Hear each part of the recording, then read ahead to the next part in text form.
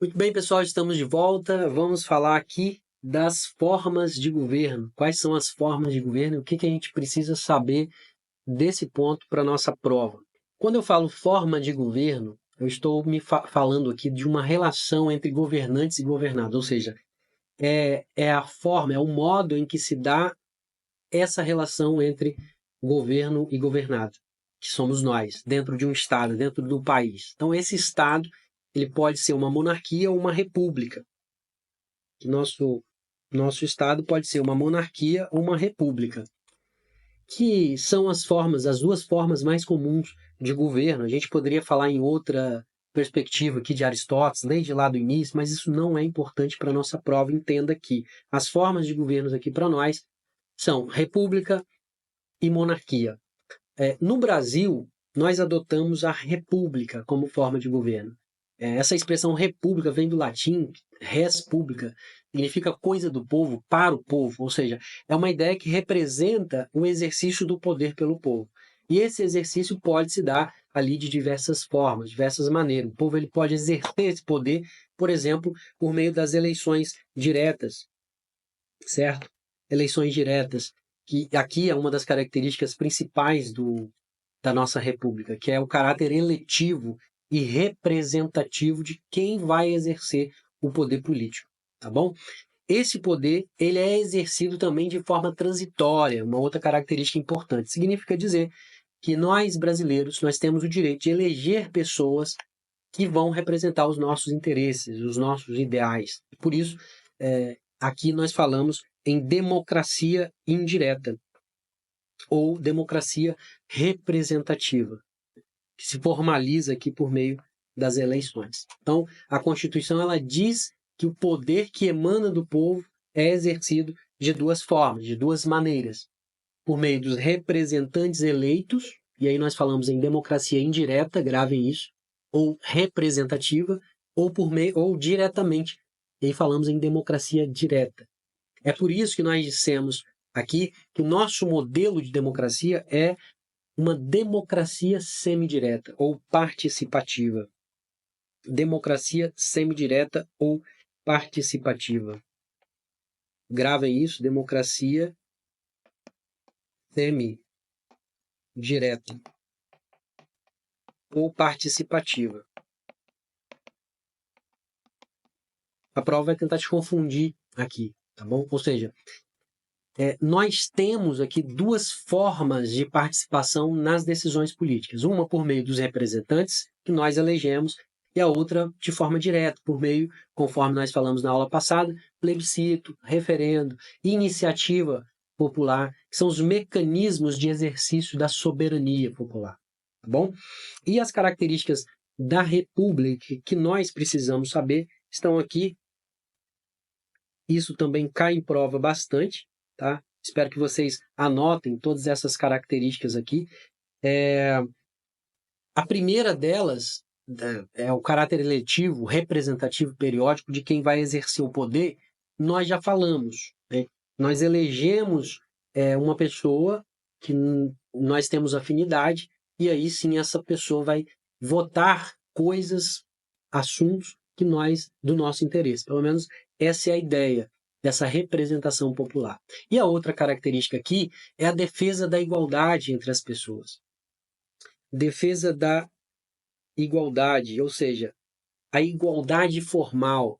Tá? Nós superamos, pessoal, aquele modelo de tratamento estamental do feudalismo, da Europa, da Idade Média, onde nós tínhamos lá uma divisão de sociedade em classes, clero, nobres, plebeus. Hoje não há essa diferença de tratamento numa república, porque todos nós, cidadãos pobres, ricos, ali temos o mesmo direito.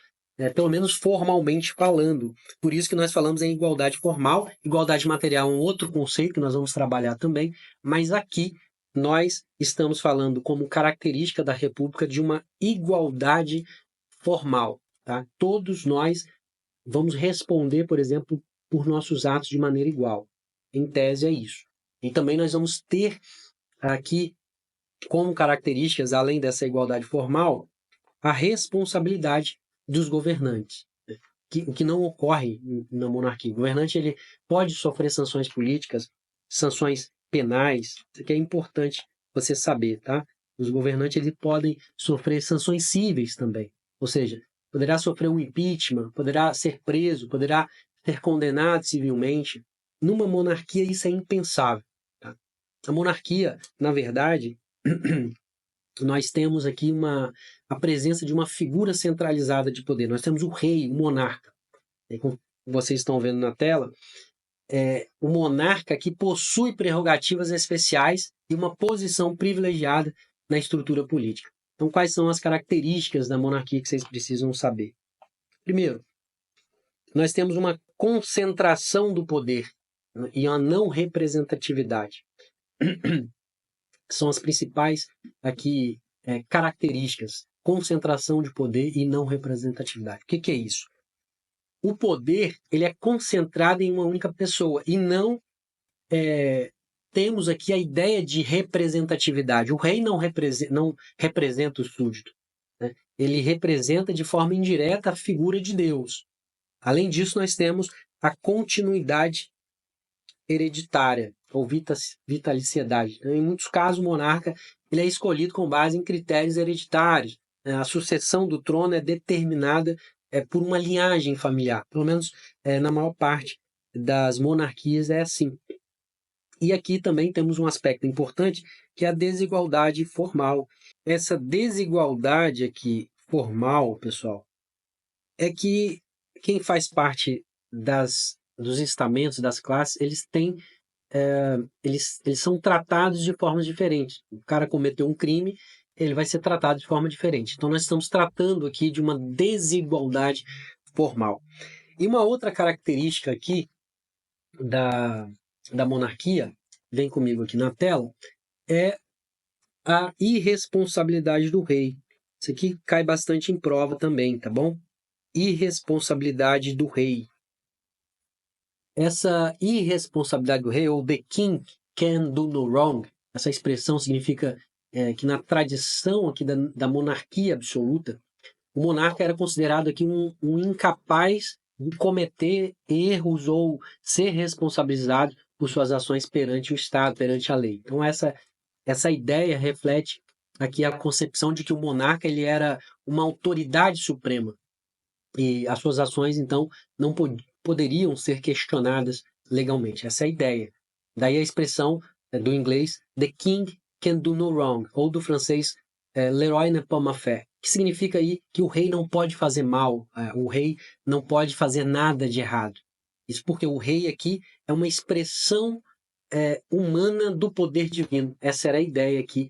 O rei ele representa Deus. Então ele era a personificação do Estado. E daí uma outra expressão famosa que é o l'état c'est moi, significa que o Estado sou eu, que teria sido dito aí pelo rei francês Luís XVI. Tá? Vocês vão estudar sobre isso aqui, sobre essa responsabilidade no direito administrativo. Tem um caso muito famoso, o Agnes Blanco, que é uma quebra de paradigma dessa irresponsabilidade do Estado. Você estuda lá em direito administrativo, tudo bem? Muito bem. Formas de governo, então, república, monarquia. Nós somos uma forma de governo republicana. E aqui, para você lembrar, que é o nosso mnemônio, é o fogo na república. Fogo na república. É a nossa forma de governo, lembra de fogo na república. Tudo bem? Isso que você não vai esquecer.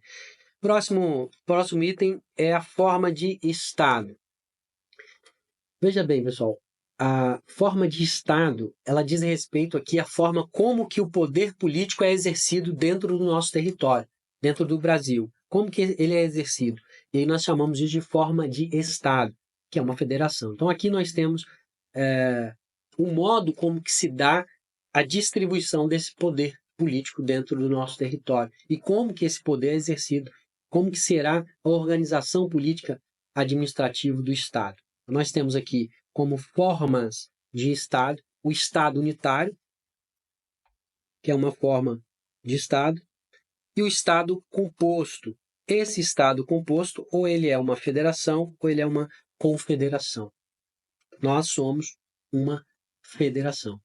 O Estado unitário aqui eu quero que vocês tenham em mente o seguinte.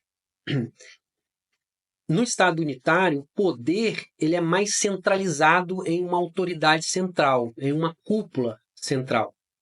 Geralmente, nós temos aqui o parlamento. E nós tivemos aqui no Brasil um exemplo histórico, que foi no Brasil Imperial, onde a coroa ali, a coroa portuguesa, ela governava sem divisões ali desse poder. Nós tínhamos aqui as capitanias hereditárias, mas não eram divisões do poder, eram divisões meramente administrativas. Tá? E um exemplo atual de Estado unitário, que podemos citar com algumas ressalvas, é a França. Né? Na França, por exemplo, o governo central em Paris, ele detém autoridade sobre vários aspectos da administração pública, legislação, implementação de políticas públicas em todo o território francês. E as subdivisões administrativas, regiões, os departamentos, têm autonomia um pouco limitada. E as suas competências ali são mais definidas pelo que diz o governo central. São delegadas ali pelo governo central. Então, essa ideia é diferente da federação, é diferente da confederação, são espécies de Estado composto.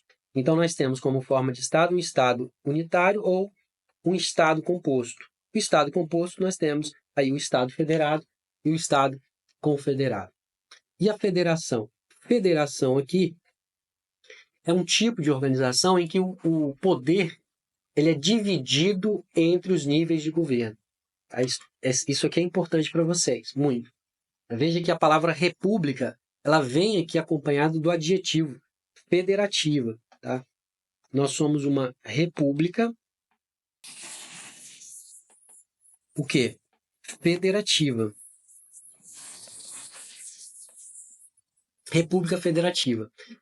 Esse termo aqui significa união, significa pacto. Nós estamos entrelaçados em um pacto, em uma aliança. Significa dizer que todos nós adotamos como forma de Estado a federação. Por isso é que nós falamos que o Brasil é um Estado federado. Nós adotamos aqui a forma federativa de Estado. Tá? E nesse momento nós não vamos abordar aqui de forma profunda esse tema, porque vai ser objeto de outra aula. Quero que vocês tenham em mente isso aqui. O mnemônico que nós utilizamos aqui é o Estado Fed. O Estado Fed. Então, qual é a forma de Estado? Lembra de federação, o Estado Fed. Tá bom? A forma de Estado, Estado Fed. Federação. Tudo bem? Mas entenda o seguinte. Aqui, pessoal, nessa forma de Estado, há aqui uma divisão de poder no território brasileiro. Esse poder ele é exercido dentro do país pelos entes federativos. Então, esse poder, nós temos a República. Essa República, ela é composta pelos entes federativos. Tá? Então, nós temos aqui os entes federativos. São a União, Estados, Distrito Federal e Município. União, os Estados, o Distrito Federal e os municípios. Então, esses entes federativos, eles detêm o que nós chamamos de autonomia. Gravem bem isso. Não podemos confundir aqui com soberania, que só quem tem é a República. Então, a República, ela tem soberania,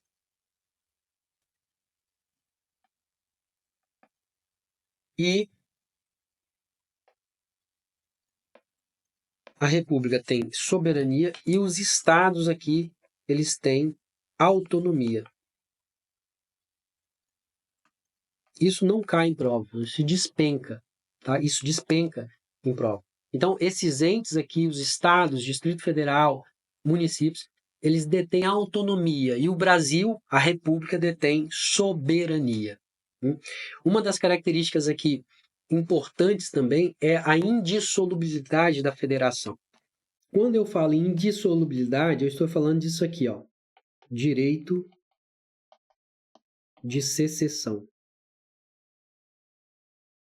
Direito de secessão com 2 S, tá? Direito de secessão, que foi proibido pela Constituição quando ela diz que a República é formada pela união indissolúvel dos estados e municípios e do Distrito Federal. Então aqui eu estou falando que esse direito de secessão é proibido, tá bom?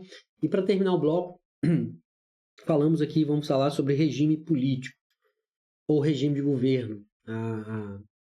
Nós temos como regime político uma forma de expressão do poder de uma forma mais ampla. A República Federativa ela está organizada em um Estado democrático de direito.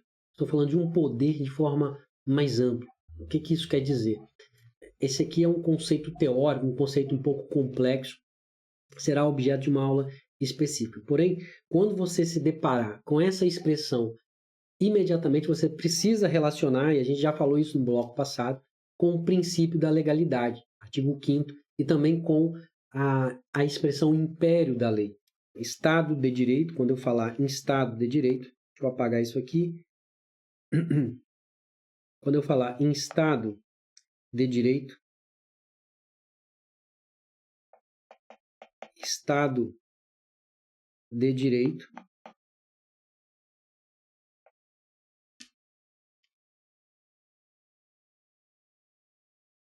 eu estou falando aqui em princípio da legalidade, em império da lei, tá? Império da lei.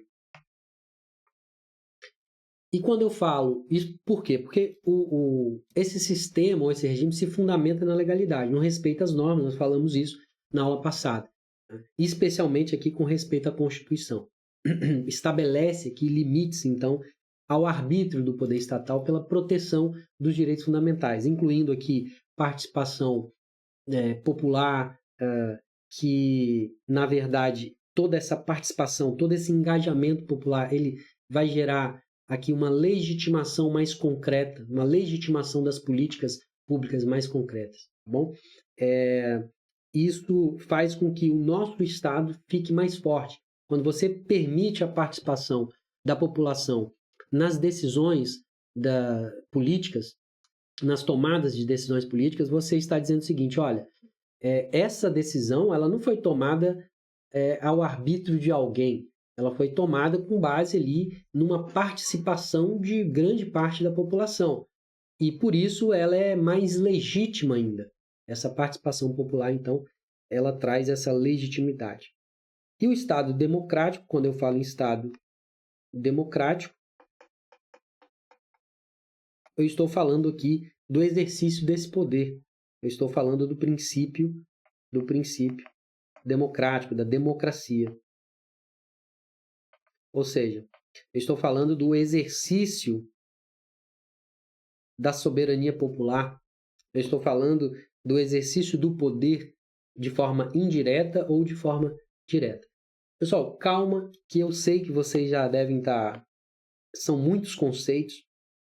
Eu sei que são muitos conceitos teóricos, mas a partir disso aqui, você já consegue caminhar nas matérias, avançar. No próximo bloco, nós vamos caminhar mais um pouco e vamos falar das espécies de fundamentos. E eu quero que vocês peguem essa aula aqui e assistam novamente e entendam os conceitos. Depois que você entender os conceitos bem, o que é forma de Estado, o que é forma de governo, regime de governo, para não confundir, sistema de governo, siga o presidente. Na próxima bloco, vamos fazer uma pausa para o café e vamos falar depois aqui dos princípios, dos fundamentos da República, do inciso 1 ao inciso 5.